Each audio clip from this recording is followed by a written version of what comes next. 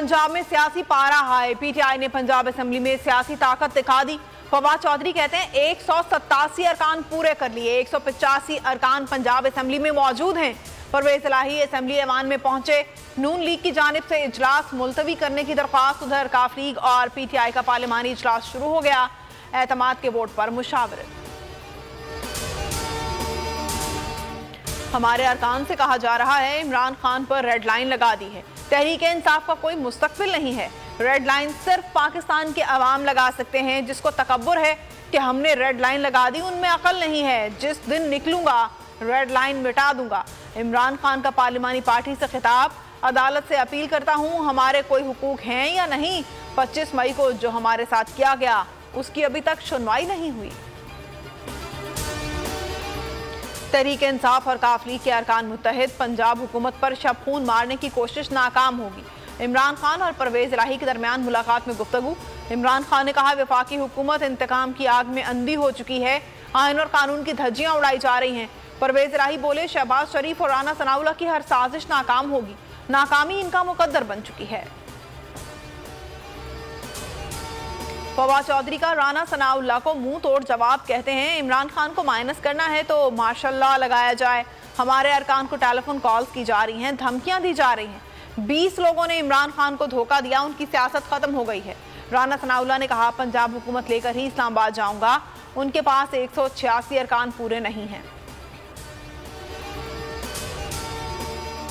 वज़ीर-ए-आला पंजाब को एतमाद का वोट लेना होगा। उन्हें काबिल कबूल वक्त मिलना चाहिए। परवेज इलाही बरतरफी केस में लाहौर हाई कोर्ट के बड़े रिमार्क्स। कहा वज़ीर-ए-आला के पास 24 घंटे 186 अरकान की सपोर्ट होनी चाहिए। जस्टिस आबिद अजीज ने कहा बता दें कब एतमाद का वोट ले सकते हैं, हम ऑर्डर कर देते हैं। मामला अदालत ने नहीं मेंबरान ने हल करना है। अदालत ने मजीद कहा यह नहीं हो सकता गवर्नर को पता चले 15 अरकान उम्रे पर गए हैं तो एतमाद के वोट का कह दे। समात कल तक मुलतवी।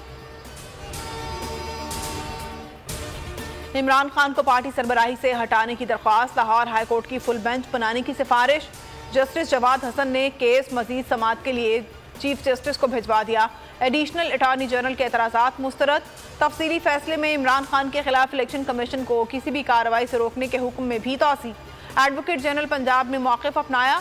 इलेक्शन कमीशन अदालत है, ना ही नाअहल करने का इख्तियार है। तहरीक इंसाफ के खिलाफ मुबैना ममनुआ फंडिंग। इलेक्शन कमीशन के फैसले के खिलाफ पीटीआई की अपील पर दलाइल मुकम्मल। इस्लामाबाद हाई कोर्ट ने अपील पर फैसला महफूज कर लिया। जिनेवा कॉन्फ्रेंस कामयाब रही। हुकूमत पर अवाम और दुनिया ने एतमाद किया। वज़ीर-ए-आज़म शहबाज शरीफ कहते हैं आलमी बरादरी को करप्शन का खदशा होता तो 10 अरब डॉलर ना मिलते।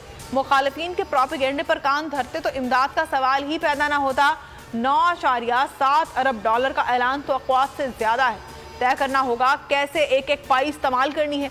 बिलावल भुट्टो बोले पाकिस्तान की तन्हाई का तासुर हमेशा के लिए दफन हो गया। 16 मिलियन डॉलर कोई मजाक नहीं है। मईशत को नुकसान पहुंचाने वालों को मुंह तोड़ जवाब दिया।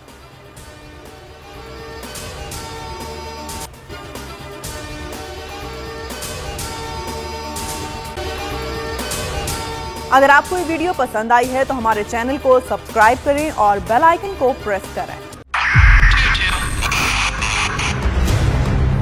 2022 बहुत सारे तोहफे भी देखे गया पाकिस्तान की आवाम को। पाकिस्तान की आवाम को एक तोहफा ये दिया कि आवाम को पता चल गया कि पाकिस्तान का मीडिया क्या है। साल 2022 में सबसे ज्यादा देखे जाने वाला चैनल बोल न्यूज रहा नंबर 1। हमने बहुत सारे शोज और ट्रांसमिशंस की। पूरा साल मुसलसल जदोजहद में निकल गया कि ये वोट ऑफ कॉन्फिडेंस के पीछे कौन लोग थे। तोड़े रेटिंग के सभी रिकॉर्ड। सोशल मीडिया पर भी सबसे ज्यादा तेजी से 2.4 बिलियन व्यूज का संगे मील अबूर किया। एंकर्स को भी आवाम में सबसे ज्यादा मकबूलियत मिली और सोशल मीडिया पर भी बोल रहा सब पर सब्सक्राइब करें और बेल दबाएं ताकि कोई खबर रह न जाए।